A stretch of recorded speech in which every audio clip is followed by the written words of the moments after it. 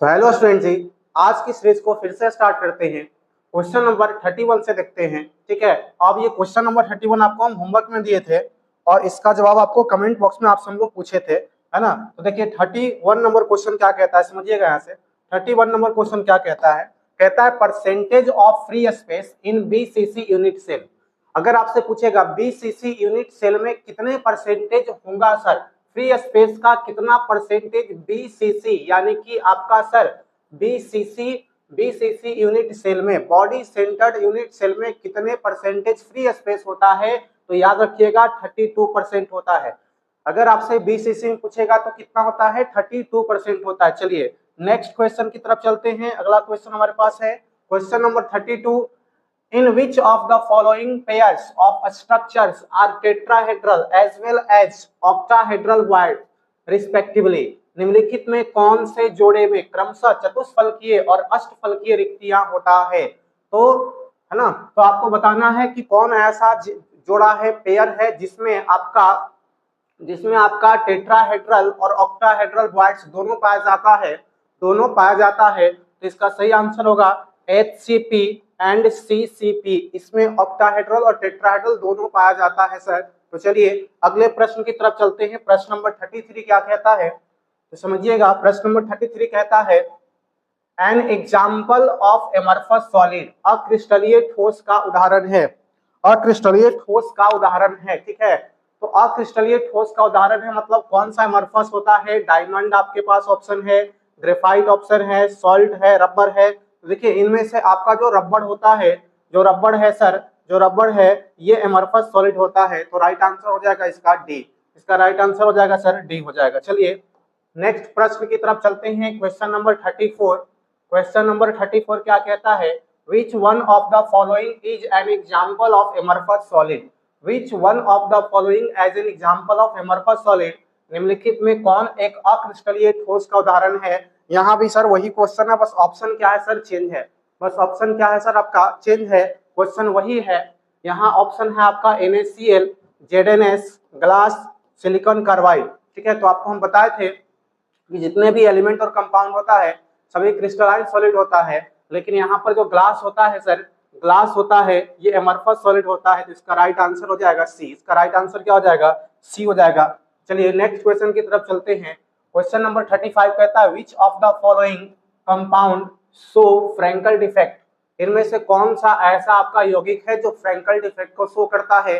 तो उससे पहले आप थोड़ा सा याद कर लीजिए। देखिए अगर हम पूछे शॉर्टकी डिफेक्ट में तो आपको याद रखना है सोडियम, पोटेशियम, सीजियम, सिल्वर। ठीक है, ये इसको आपको याद रखना है।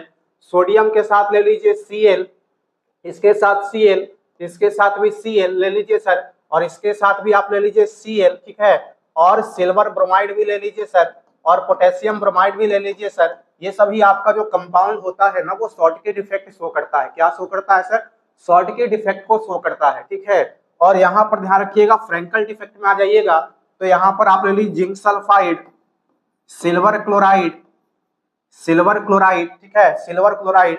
इसमें आपका सिल्वर क्लोराइड नहीं होगा शॉर्टकी डिफेक्ट में, फ्रैंकल डिफेक्ट शो करता है सिल्वर ब्रोमाइड और सिल्वर आयोडाइड। याद रखिएगा सिल्वर आयोडाइड। हाँ, लेकिन इसमें ध्यान रखिएगा सिल्वर ब्रोमाइड जो होता है वो दोनों डिफेक्ट को शो करता है, शॉर्टकी भी और फ्रैंकल डिफेक्ट भी।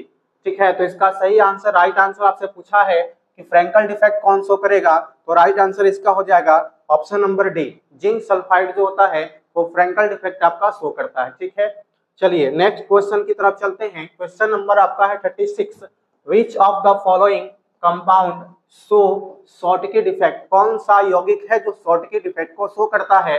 अभी बताए थे कि सोडियम, पोटेशियम, ठीक है, सोडियम, पोटेशियम, सीजियम के साथ आप ले लीजिए क्लोरीन, या आप ले लीजिए सर यहाँ पर सिल्वर ब्रोमाइड सर ले लीजिए, पोटेशियम ब्रोमाइड सर ले लीजिए। ये सब क्या शो करता है सर, शॉर्टकी डिफेक्ट। ठीक है, जबकि ZnS जो होता है जिंक सल्फाइड, ये आपको क्या शो करता है सर, ये शो करता है फ्रैंकल डिफेक्ट। क्या शो करता है, फ्रैंकल डिफेक्ट। हमको क्या बताना है सर, शॉर्टकी डिफेक्ट। तो इसका राइट आंसर क्या हो जाएगा, डी नंबर हो जाएगा। NaCl शॉर्टकी डिफेक्ट शो करता है, NaCl शॉर्टकी डिफेक्ट। बाकी ये तीनों क्या शो करता है सर, फ्रैंकल डिफेक्ट को शो करता है, ध्यान रखिएगा। चलिए क्वेश्चन नंबर 37 की तरफ हम लोग चलते हैं। क्वेश्चन नंबर 37 क्या कहता है sir, packing efficiency and empty space in simple cubic unit cell are respectively। अगर आपसे पूछेगा सिंपल क्यूबिक यूनिट सेल है ना एससीसी, और अगर आपसे पूछे BCC body centred unit cell, और आपसे पूछे एफ सेंटर्ड यानी face centred cubic unit cell FCC, इन तीनों में ध्यान रखिएगा कि एससीसी में जो आपका है ना, यहाँ पर लिख देते हैं, देखिए यहाँ पर लिख देते हैं, यहाँ पर पैकिंग इफिशियंसी, और यहाँ पर लिख देते हैं सर इम्पटी, यहाँ पर लिख देते हैं इम्पटी इफिशियंसी। तो चलिए एससीसी में ध्यान रखिएगा, एफसीसी में आपका पैकिंग इफिशियंसी होता है 52.4%, जबकि आपका इसका है ना इम्पटी स्पेस होता है 47.6%। अब आइए अगर बीसीसी आपसे पूछेगा तो BCC body centred cubic unit cell में पैकिंग इफिशियंसी 68% होता है, जबकि एम्प्टी स्पेस इसमें 32% होता है, ध्यान रखिएगा।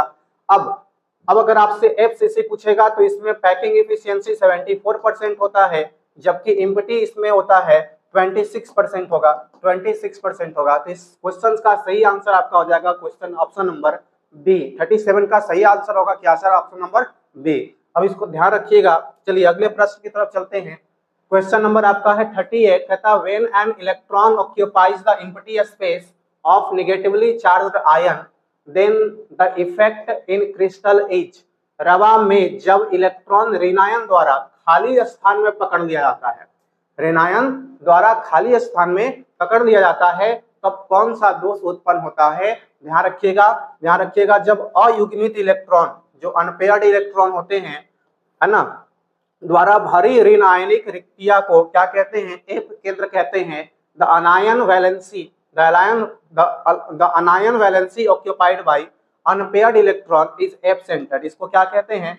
F centre. तो इसका सही आंसर हो जाएगा ऑप्शन नंबर सी। सही आंसर क्या हो जाएगा? ऑप्शन नंबर सी हो जाएगा। ठीक है, तो अब चलते हैं क्वेश्चन नंबर 39 की तरफ। देखिए क्या कहता है, Which of the following ions is diamagnetic? निम्नलिखित में कौन आयन प्रति चुंबकीय है? डायामैग्नेटिक। देखिएगा डायामैग्नेटिक की जब बात कीजिएगा, डायामैग्नेटिक की जब बात करेंगे तो इसमें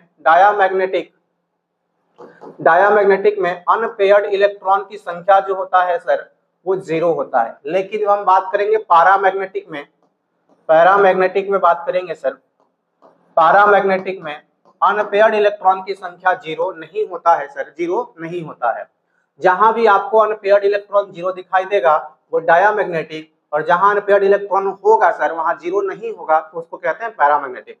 आपको ध्यान रखना है ये सभी जो कंपाउंड है ना सर, इसमें क्या होता है? अनपेयर्ड इलेक्ट्रॉन नहीं पाया जाता है। ये सभी के सभी क्या होता है? डायामैग्नेटिक नेचर होता है, शो करता है, डायामैग्नेटिक नेचर को शो करता है सर। तो यहाँ पर देखिए स्कैंडियम 3+, जब इसका इलेक्ट्रॉनिक कॉन्फ़िगरेशन कीजिएगा तो इसमें आपको अनपेयर्ड इलेक्ट्रॉन नहीं मिलेगा। तो इसमें पूछ रहा है कि अनपेयर्ड इलेक्ट्रॉन मतलब डायामैग्नेटिक कौन सा है? तो डायामैग्नेटिक वही होता है जिसमें अनपेयर्ड इलेक्ट्रॉन नहीं होता है। तो इसका राइट आंसर हो जाएगा सी। इसका राइट आंसर हो जाएगा स्कैंडियम आयन सी हो जाएगा सर। चलिए नेक्स्ट क्वेश्चन की तरफ चलते हैं। क्वेश्चन नंबर 40 क्या कहता है समझिएगा।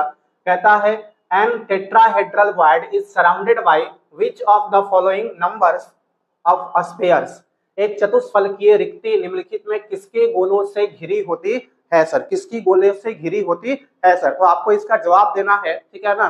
तो सर इसका सही आंसर क्या हो जाएगा? जब टेट्राहेड्रल वॉइड पूछेगा तो इसका मतलब कहिएगा कि सर इसको 4 स्फीयर से घिरा हुआ होता है। कितने स्फीयर से सर? 4 स्फीयर से घिरा हुआ होता है। ठीक है, बात समझ में आया? चलिए अब इस सेशन को हम समाप्त करते हैं, लेकिन इस सेशन को समाप्त करने से पहले हम आपको 2 क्वेश्चन होमवर्क कर देंगे जिसका जवाब आपको कमेंट बॉक्स में बताना है। ठीक है, तो क्वेश्चन नंबर 41 आपके लिए है होमवर्क में।